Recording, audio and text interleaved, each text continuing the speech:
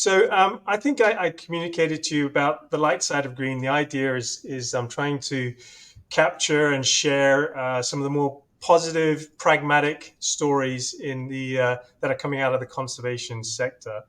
Um, I'm an entrepreneur by background. I grew up in Asia, and Hmm. in fact, we have a lot of similarities in our background, but the reverse. I guess my family came from Europe and moved to Asia to Hong Kong in the late 1800s, and Wow. they started a printing press, the Hong Kong printing press. My great grandfather, then my grandfather, and my father all worked in that company. And so that entrepreneurialism and family business has always been a big part of my family. A few, I grew up in Hong Kong, and then my brothers and I set up a company. We took it to the US, and about 5 years ago, we sold that. And since then, I've been focusing my time on philanthropy and working with entrepreneurs to help them and guide them in growing and scaling um, their social enterprises. And that's when I started to learn about the differences in this sector. Mhm. And I also saw a lot of younger people who were trying to get involved or who want to get involved, who want to do things, who are getting a little bit discouraged with sort of some of the negativity and some of the constraints of the sector. And Yeah, so that's why I thought, look, I'm going to try and pull out and uncover some of the more positive, pragmatic stories and see if we can try to get people moving forward in a more practical way. brilliant, brilliant. So, No, that's yeah, exactly the same place I find myself in trying to explain to people when I think when people talk about the charity sector, it comes with so many pre-built connotations and yeah, pre-assumed ideas of how this whole sector works. But yeah, I tried, and I fall into that trap as well because yeah, I throw the word sort of charity out there. But I guess what I'm trying to be more conscious now in my language and talk about impact organizations. Um, because again, to me, impact organizations, social enterprises can be for profit, they can be not for profit, and you don't have to be just defined by that one thing. Um, you again, we've all seen in the press there are some very notable big non-profits which are scandalous organizations, yeah, um, and at the same time you'll have some for-profits which are doing fantastic work. Um, yeah. No, so yeah, exactly. you've got to dig a lot deeper than just skin deep. No, exactly. And from my perspective, it's not so much a case of trying of being judgmental. I think it takes all. It's going to take all types of different kinds of solutions: large NGOs, small NGOs, large enterprises, small enterprises. But I think whatever we can do to really sort of raise up the volume and around the ones who are really making some impact, as you say, I think that can only help. And that's why I think that's the thing that caught my attention with yourself and Project Maji was that it was really I love the fact that it was it's a solution that solves a really very real problem, but also I love the way that you've gone about finding that solution. So if we could maybe jump a little bit into that, I thought we would start with how you because your background is one of the private sector or possibly even the corporate sector, and you found yourself getting into uh, impact organizations. And so, what's the story there about how you made that change? So like with a lot of these things, like the stories you'll hear, it was by complete accident. Um, Right. so I was running our family business, which has a very strong footprint in the African subcontinent, in the African sub-Saharan African continent. Hmm. Um, and it was in 2014 when I was actually driving along a road in Ghana, and I saw two kids drinking water from a puddle in a road. Um, and I'm born and brought up in the UK. I've traveled around the world, lived in all sorts of places, and I'm well aware that these kind of problems exist in the world, but I'd never seen it upfront to that degree. This was a brown puddle of water, which you and I wouldn't even step in, frankly, let alone Right. think of collecting water to drink from. So I wanted to understand more, and got down from my car and spoke to these kids and asked them what they were doing. And sure enough, they said they lived about 200 meters away up the nearby hill, and they were on their way for their daily water walk, an hour long water walk to collect water. And they said, luckily, I remember it so viscerally. Luckily, it rained last night, and this puddle of water was here. And it just shocked me that anybody could consider that kind of puddle of water, that brown puddle of water, a lucky source of water. So, wanting to understand more, I went up to the village with them. I spoke to the elders. I spoke to the chief of the community, and sure enough, found that's what everyone does: is they walk every day an hour each way to collect water for their daily needs. But this community had been given a hand pump about 2 years earlier, and within about 6 months, the hand pump had broken down. And that was also alarming to me. Not coming from the NGO sector or the charity sector, not really thinking very deeply about um, what what I'm very familiar with now, with what sustainable impact might mean. Right. And in my corporate life within the family business, we did a lot of CSR. If someone knocked on our door and said, "I'm building a school, I'm building a clinic," sure, we'll write a check for them. We'll support them. We'll get a picture of the Right. clinic or the school or whatever it is, and that would go on our website or in a corporate brochure or something. And we'd Hmm. sit back and look at that maybe for a year or 3 or 5 years or even 10 years, talk about how we helped a school in so and so place, not thinking about the fact that is that school still running today. We may have donated to build a wing of a school, but is it working? Are they paying for the teachers? How are they paying for the teachers? Is the school being upkept? Right. It wasn't even a question that we thought about Sure. before. But here, seeing a hand pump in the village that had broken down, alarm bells went off in my head. And I thought, first of all, instead of writing a check to some school that we've never visited and maybe never will visit, why don't we help this village that's right in front of me right now? So that's what got me into this, but got me into thinking not only are we going to build something, but we're going to build something that is going to last. And I didn't want the next guy like me to be driving along in 2 years' time and see the work that we had built broken down in the same way. Uh, Sure. yeah, that's essentially how I got into this. And so from that moment, did you bring it into your organization as another CSR activity, or did you straight away think, no, I'm going to take this and run with it outside of your organization? Well, I wanted to grow it, um, Right. but I always imagined it was going to happen from inside the organization. Right. Um, and we ended up building, after built the first one in March 2015, we built another two or three or four of these, and kept on going, self-funded by the company. Um, but I was spending more and more of my time on this cause, and I was becoming completely engaged in it. And each site we'd built serves about 1,000 people. So if we built four or five, we've helped 4 or 5 thousand people, which is fantastic. Um, but me reading more and more information in the water crisis during this time and realizing that Hmm. 800 million people in the world don't have access to water, and we've helped Wow. 5,000, started to feel a bit frustrating. Um, and I Sure. knew if we kept it inside the organization, as great as it was that the business was going to be funding this, we were going to fund 3 or 4 or 5 a year. And I knew we had to go and build a much more rapid scale than that. So that's when we spun it off, and that's when I left my executive role in the business to run Project Maji full time. So it's quite fortunate you had those CSR initiatives in your organization, because that sort of got you into the framework of trying to solve the problem. And then as you spent more and more time learning about the problem, that's what motivated you to really take on the problem. If you hadn't had that, then maybe you wouldn't have been open to even addressing it, and you would have just driven on, right? Is I guess I, what I'm trying to. I think that's fair. I think that's fair. I can be quite, now I'm 10 years into this journey.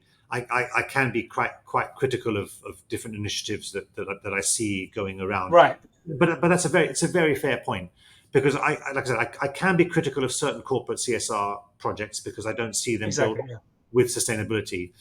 But something is better than nothing. And Right. if that's the start of a journey for some organizations, then that there's merit in that. Yeah. Exactly. And that's kind of what I was fishing for there. So you found this really hairy problem, water provisions, and the tools that were being used to supply water were not sustainable. How did you what? How did you find the solution for that kind of that problem? So I'd say they weren't sustainable and they were quite antiquated as Okay. well. Frankly, the hand pump. If you've ever seen a hand pump, you got women Yeah. trying to pump like this for 20 minutes to try and get a bucket of water. Right. It's to me, it's not even a dignified solution for today's day and age where we have the technology that we have. So My just one thing on that, I because intuitively I would have imagined that a mechanical solution would actually be the more sustainable solution, but that's not the case well, in this case. it it let's say it would be easier easier to maintain because it's a simpler technology. I will agree with that. Ah, right. But Okay. if you don't put the mechanisms in place to make it sustainable, so for example, this village that I went Right. to, they not only them, it's quite common across all of sub-Saharan Africa, where there's a hand Hmm. pump, a local committee is appointed called a water committee in the village. Okay. They are put in Right. charge of the hand pump, and very often they charge for water. And this is a model that we picked up on. It wasn't something that we created. It's something that we picked up from existing villages. That the Ah, community put okay. together a little committee, and they say, okay, we're going to charge about 2 cents for a bucket of water, 20 liters, and we'll collect that money. And if and when something goes wrong, we can then fix this hand pump. Now, what Right. happened in this particular village where I saw these kids was the hand pump broke within 6 months. They didn't have enough time to collect enough money to fix the problem. Ah, And frankly, even if they had, um, they didn't know how to fix it. They would have had the money, but they didn't know how to fix it. So no, when they built the system, they didn't build the mechanisms to do it. right. And I'll jump into another hypothesis I work with a professor friend of mine. Um, when we talk about impact is not only about creating access. Building that hand pump, you Hmm. get access, um, but it's also about use and it's also about performance. So use, you've got to make sure you build the hand pump or build the water kiosk as we do. That's the access. Now we Hmm. charge for water. So now we have to explain to people why should they pay for water? Why shouldn't they walk an hour and get free water? Or why should they pay 2 cents, just 2 cents, to get a jerry can of our water? We have to explain to Right. them about the health implications. We have to explain to them that there are hygiene issues around and the problems with the dirty water they get from the rivers, etc. So you encourage use. Right. And then you make sure that with the money that you've collected, you use that to maintain the site, pay for the repairs, etc. And that encourages performance. So access, use, and Performance. performance together, they make impact happen. You can't just take one of them uh, by itself. So whether it's a hand pump or whether it's a solar water kiosk that we build, um, if you don't put the mechanisms in place to fix it, it's not going to work. And Okay. that has been the problem with the NGO sector providing water across Africa.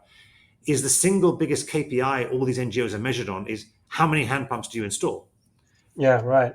There's no measure about how many of them are working a year or two or three later.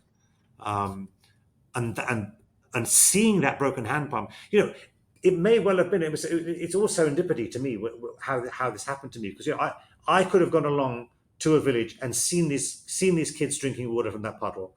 I could have gone to another village perhaps and seen a working hand pump and think, oh, Hand that's pump. Right. brilliant. Let's go put a hand pump in. Hand pump. Right. Um, Only because I saw the broken hand pump. that made everything sort of Yeah. question that everything's been done in the past before. No. Okay, I see that. And sorry, I interrupted you as you were describing the actual the Project Yeah. Maji solution.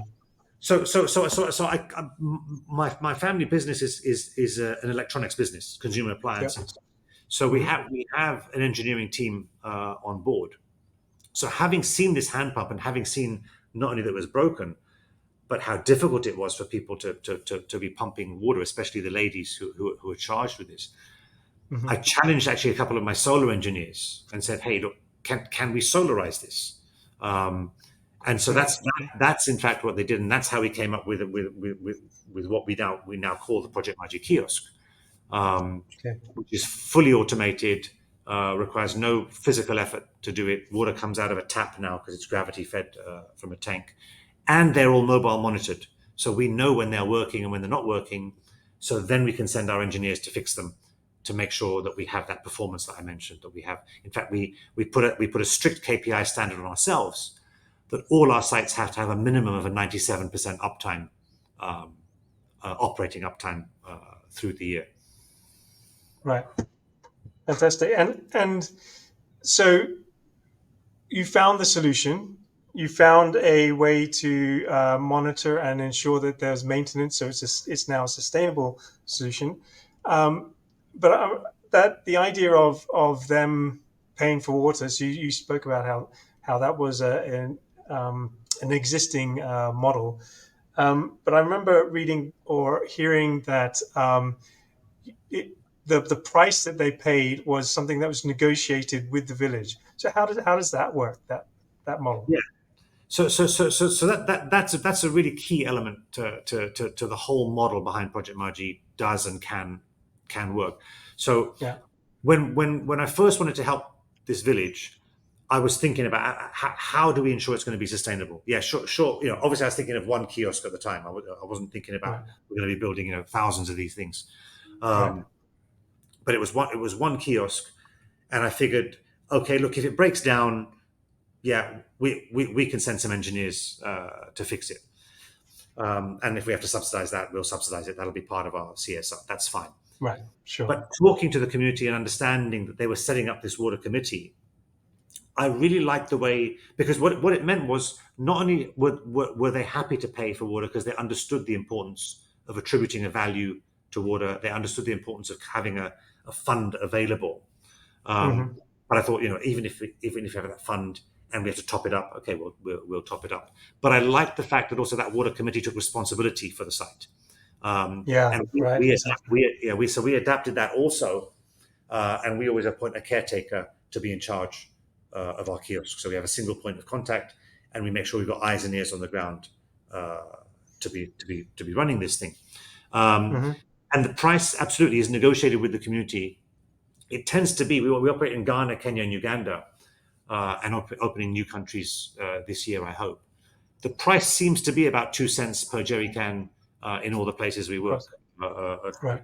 boundaries. Now, when you charge 2 cents for 20 liters of water into a community, um, and the community is about 1,000 people, let's say, the I won't take you through the whole equation, but the simple Sure. maths is selling about 3,000 liters a day to the community at the price of 2 cents for a jerry can of 20 liters. Our gross revenue per kiosk is about $3. It's Right. not a lot of money. When you scale Right. that up to an annual revenue and you factor in seasonality, because when it's raining, they don't buy water, they just use rainwater, we get Yeah. about $700 per site per year gross revenue, of which salaries Nice. have to go to the caretaker, we have to pay for maintenance, etc. Yeah. Now, if you look and see that a kiosk costs about $25,000 to install, Hmm. there is no chance that that money can pay for capex repayment. The math, the Right. math, the math just does not work. But we Right. want to make sure that at least that revenue will pay for the OPEX, ongoing OPEX, because we Yeah. have to Right. make sure if our donation model dries up, everything we've built today across sub-Saharan Africa has to continue working, regardless of whether Project Maji gets funding or not.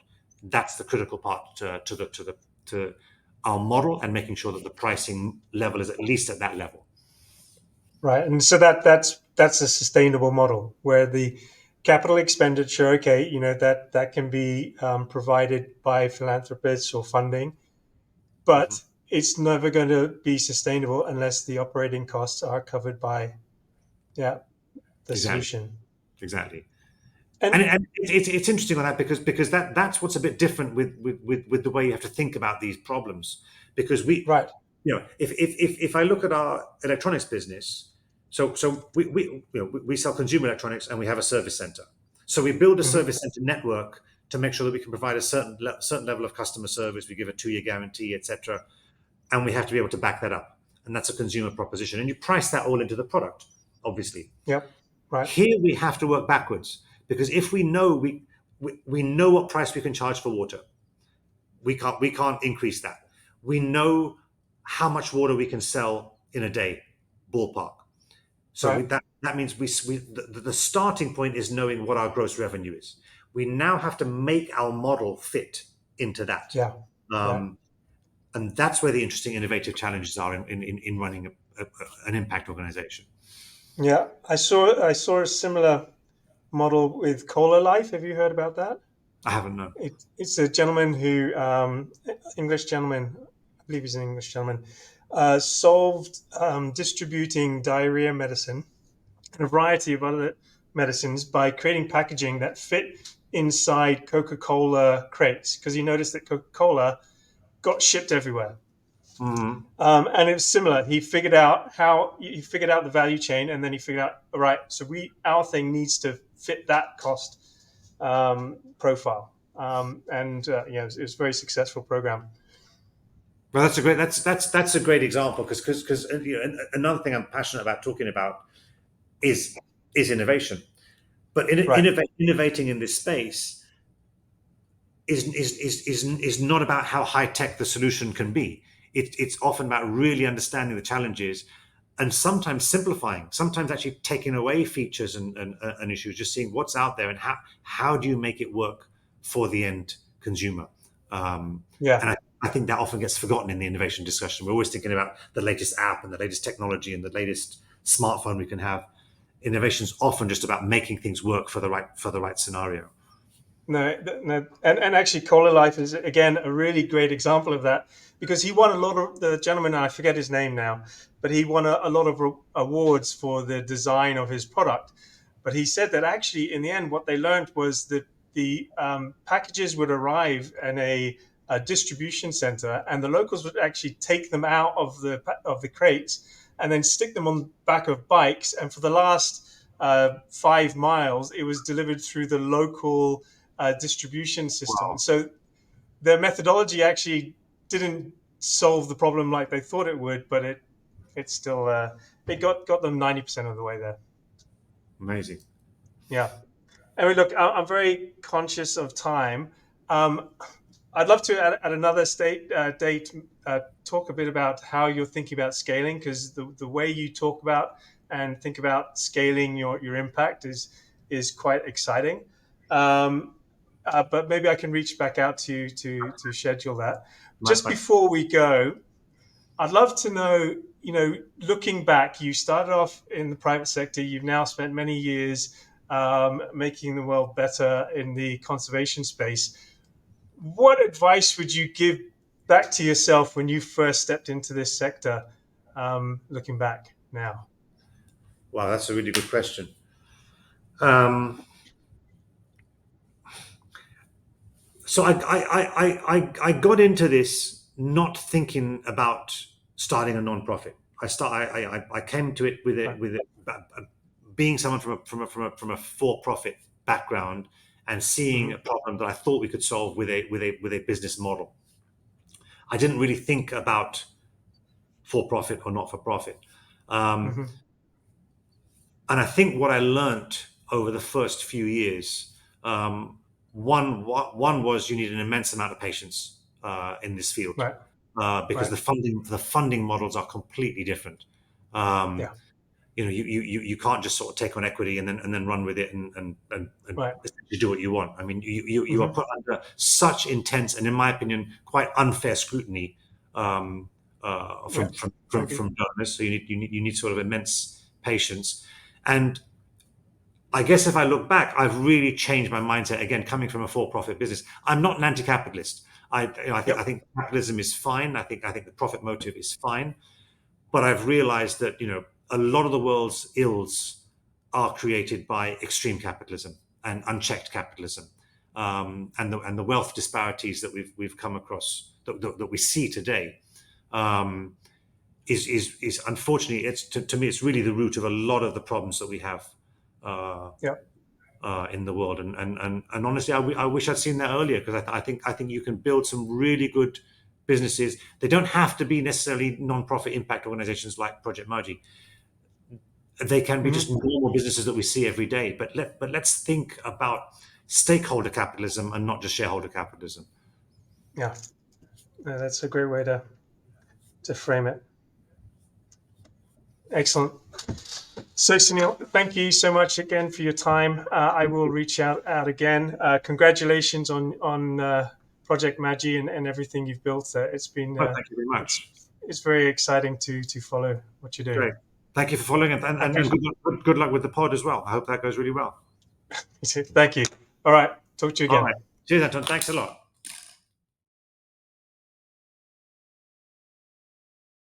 Imagine a world where local communities independently manage their own conservation and sustainability. Imagine a system where anyone who cared for a community, local people, local businesses, or even visitors, could pool resources and fund activities that helped that community. Tamana is a platform for local communities to launch and promote their own independent community funds. People and businesses who care about the community can join by pledging a small monthly subscription. With each new member, the fund size increases, attracting those active within the community. Any person or organization can then produce an environmental or social action and post a video of that action into the community fund. The members reward the sustainability actions that they like with financial support from the community fund. The more members in a community fund, the larger the fund becomes, which attracts more producers, who then submit more actions, which then engages more members. This launches a flywheel of change that produces a stream of member-supported actions that, over time, tell the unique story of each community's evolution towards sustainability. Tamana enables communities to independently create their own story of change. Join us now to become a part of that story at tamana.com.